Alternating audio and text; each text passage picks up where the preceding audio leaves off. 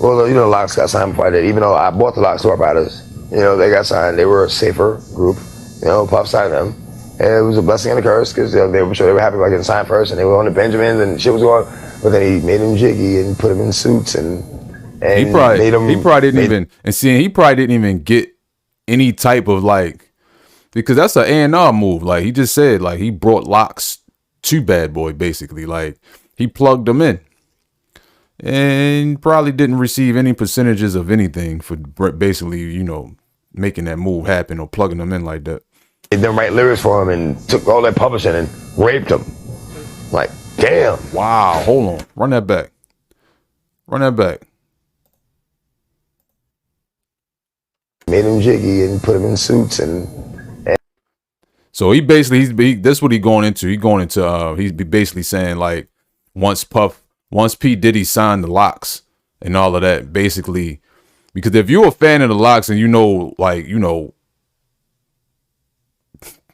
I'm going to say like this, like 97, 96, probably a little bit prior to that. Like if you dive into the history of it, like, yo, the Locks is like basically was like an underground street rapping group for the most part. Like that's what they did. Heavy bars, a lot of lyrics, a lot of punchlines, a lot of street talk. Like that's what the Locks was. So hold on, so this basically what DMX is saying. This is what Diddy did once he signed them, right? Well, you know, Locks got signed before I did. Even though I bought the Locks Riders, you know, they got signed. They were a safer group. You know, Puff signed them. And it was a blessing and a curse because they were sure they were happy about getting signed first, and they were on the Benjamins and shit was going.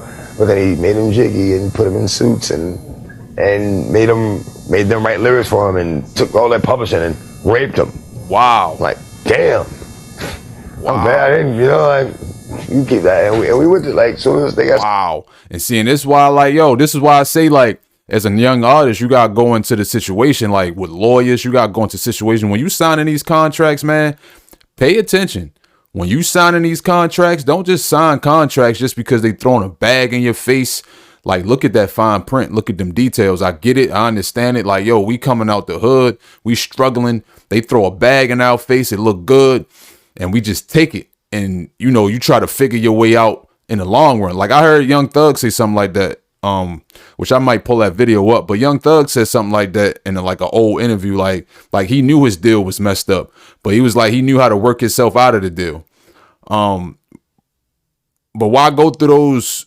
Why go through those troubles when you don't have to? And you never know what that fine print entails if you never go into it. That fine print, man, that you think you can weasel your way up out of a deal later on down the road. You never know. That may not work because these people may have your shit for life. They may own your masters for life. You see what I'm saying? They may own it for life. You don't know what those things, you don't know what those details, like that fine print entails, man.